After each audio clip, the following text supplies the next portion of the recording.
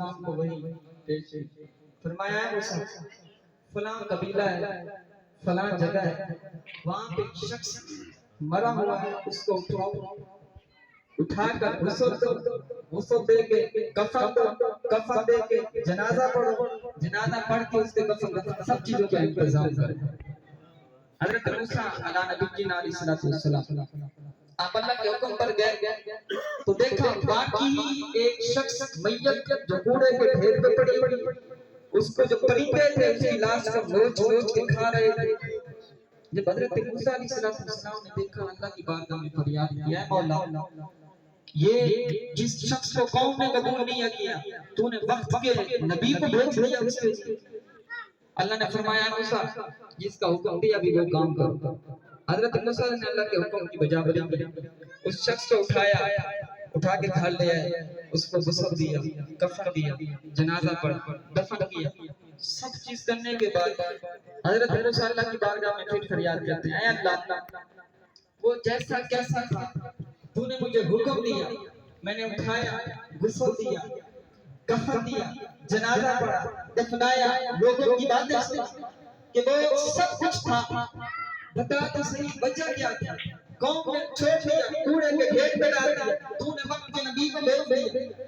اللہ نے فرمایا موسیٰ تجھے بتا دو، وجہ یہ تھی کہ ایک دن یہ تورات کھول کے بیٹھا ہوا تھا، اس تورات کے اندر میرے محبوب کا نام آیا، اس نے چوم کر آنکھوں پہ لگایا، مجھے یہ برداشت نہیں ہوا کہ جو شخص میرے نبی کے نام کو چومے اور وہ شخص کوڑے کے ڈھیر پہ پڑا ہوا، مجھے یہ گوارا نہیں ہوا۔ تو مفتی احمد افضل نعیمی رحمہ اللہ تعالیٰ لکھتے ہیں، آپ فرماتے ہیں جو خدا نبی کوئی اور امتی کسی اور نبی کا اگر وہ حضور کے نام کی تعظیم کرے اللہ اس کو بخش دیتا ہے، تو جو تمام نبیوں کے سردار کا امتی ہو کے حضور کی ذات کا احترام کرے گا، اللہ اس کو اتنا جو ثواب عطا کرے گا۔ جو حضور علیہ السلام کا امتی ہوں جو ہے نا آپ کے ساتھ بھائیان عقیدت اور محبت کرے گا، اللہ اس کو کتنا اجر و ثواب عطا فرمائے گا۔ محدثین لکھتے ہیں کہ اگر کوئی شخص یہ چاہتا ہے کہ لوگ اس کو بھی اپنا محبوب بنا لیں اور لوگوں کے دلوں کے اندر حضور کی محبت پیدا ہو، وہ کہتے ہیں کہ ان لوگوں کو چاہیے کہ حضور کی باتیں کرنا شروع کریں، کیونکہ پیارے آقا علیہ السلام کے ہم لوگوں پر اتنے احسانات ہیں کہ ہمارے جسم پر اتنے بال نہیں ہیں کہ جتنے حضور کی شان کے ہم پر احسانات ہیں۔ دو کم سی عاشق رسول کی آپ کو میں دو حدیثیں جو ہے نا آپ کو نقل کرتا ہوں۔ حضرت عبداللہ مزنی رضی اللہ تعالیٰ جو صحابی رسول، آپ کے والد صاحب بچپن کی حالت میں فوت ہو، مطلب یہ عبداللہ مزنی پیدا ہوئے آپ کے والد فوت ہو۔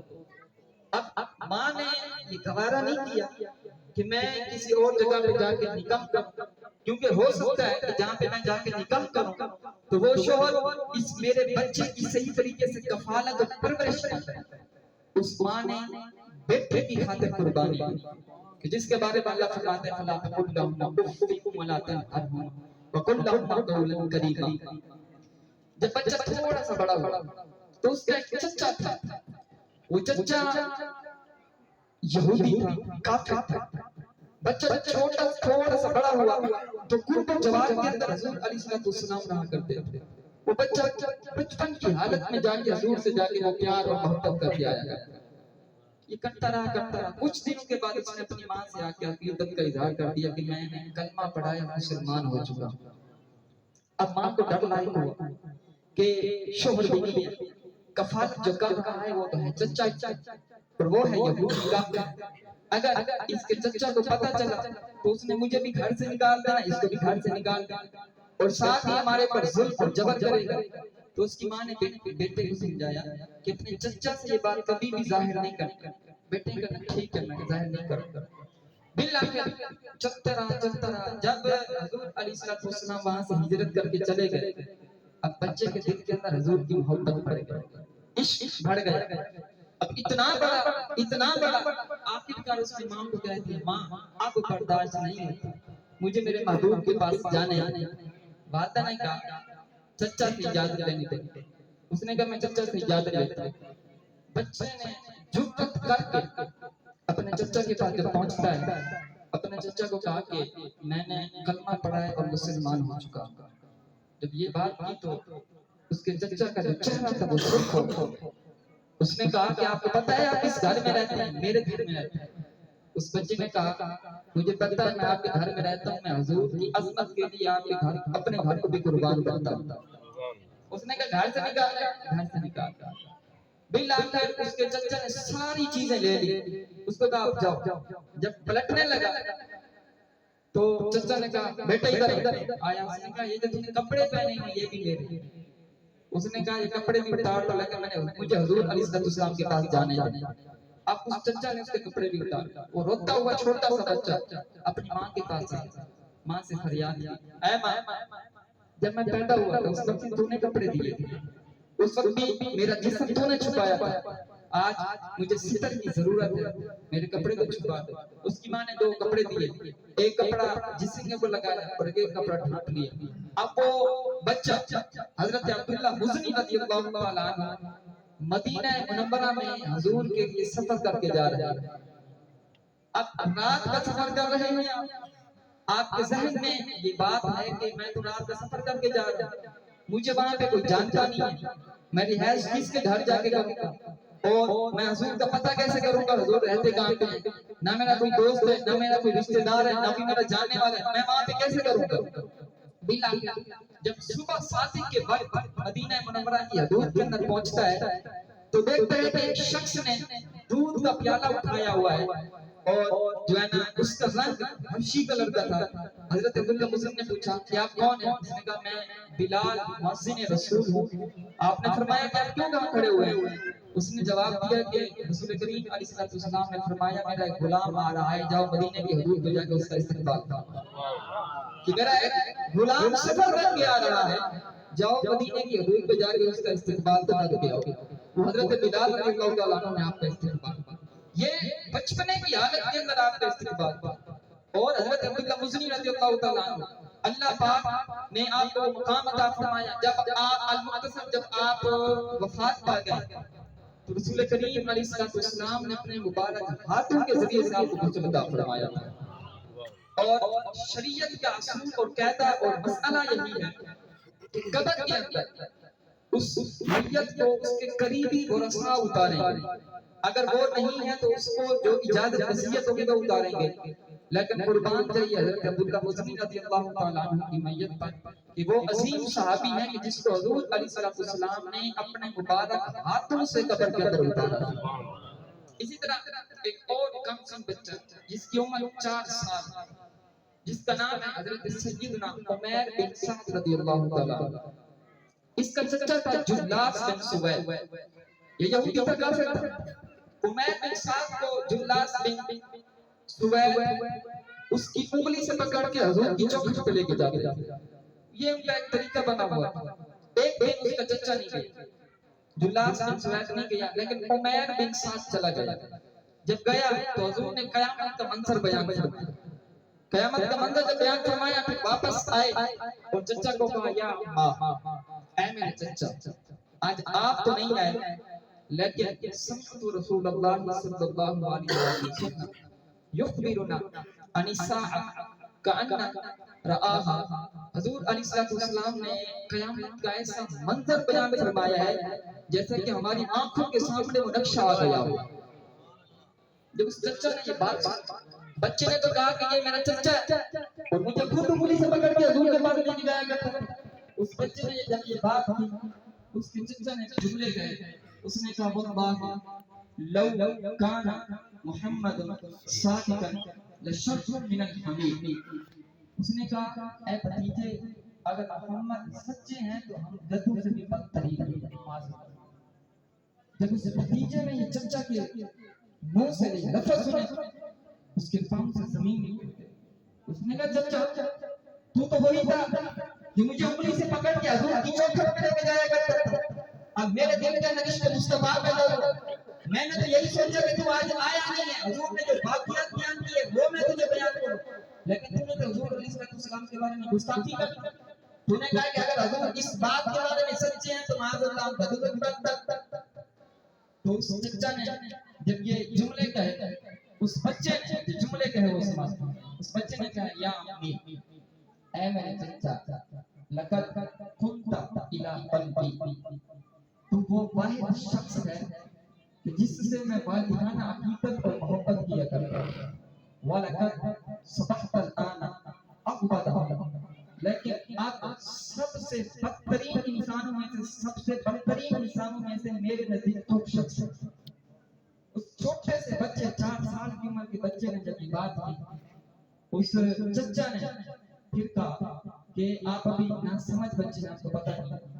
اس بچے نے پھر کہا انا بین الاسنتین، اے میرے چچا، میں اب ایسے چوراہے پہ کھڑا ہوں کہ اما ان اخون اللہ ورسولہ فلا اخبر الرسول او اما اخون اللہ۔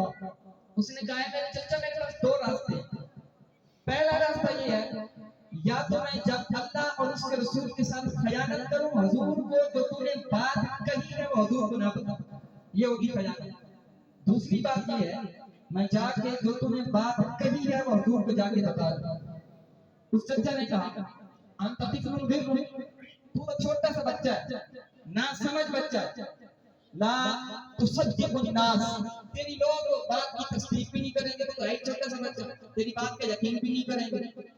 بچے نے کہا ٹھیک ہے میں حضور کے پاس جاتا ہوں۔ بچہ اب حضور علیہ السلام کے پاس آیا اور پیارے آقا علیہ السلام کو سارا ماجرا بیان کیا، فرمایا یا رسول اللہ علیہ السلام، میرا چچا جو جلاس بن سوید ہے اس نے آپ کے بارے میں گستاخی کی، آپ کے بارے میں معاذ اللہ برے لفظ کہے۔ تو حضور نے پوچھا قال وقال، اس نے کیا کہا آپ بتاؤ تو صحیح۔ تو بھتیجے نے ساری بات بتائی اور پھر حضور علیہ السلام نے صحابہ کرام کو بلایا اور فرمایا کہ اے صحابہ بتاؤ کیا کریں؟ تو صحابہ کرام نے فرمایا یا رسول اللہ علیہ السلام انت بکر، یہ چھوٹا سا بچہ ہے اور سمجھ نہیں رکھتا، الجلاس بن سوید کبیر شیخ، جلاس بن سوید وہ تو بہت بڑا شخص ہے، بزرگ ہے، قبیلے کا سردار ہے اور آپ کے پیچھے نمازیں پڑھتا ہے، تو لہٰذا اس نے یہ بات نہیں کی ہوگی۔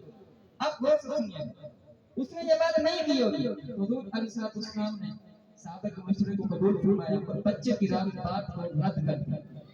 جب بچے کی بات کو رد کیا تو بچے نے جھولی اٹھائی اور آسمان کی طرف دیکھا اور فرمایا اللہم ان کنت صادقا صدقنی وان کنت کاذبا کذبنی، اے اللہ اگر میں سچا ہوں تو میری سچائی کو قبول فرما، اور اگر میں جھوٹا ہوں تو میری جھوٹائی، جو میرے جھوٹ کو تو جھٹلا دے۔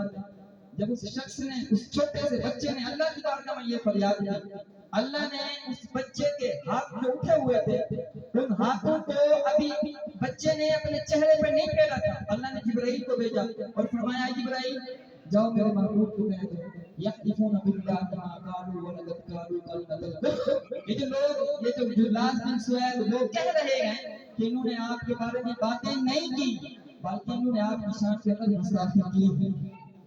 پھر جب اللہ نے یہ آیت نازل فرمائی، رسول کریم علیہ السلام نے اس بچے کو بلایا، فرمایا مرحبا بالذی صدقہ ربہ من فوق 7 سماوات، اے بچے تو واحد ہے کہ جس کی دعا کو اللہ نے 7 آسمانوں کے اوپر قبول فرما دیا، 7 آسمانوں کے اوپر اللہ نے تیری گواہی کو قبول فرما دیا۔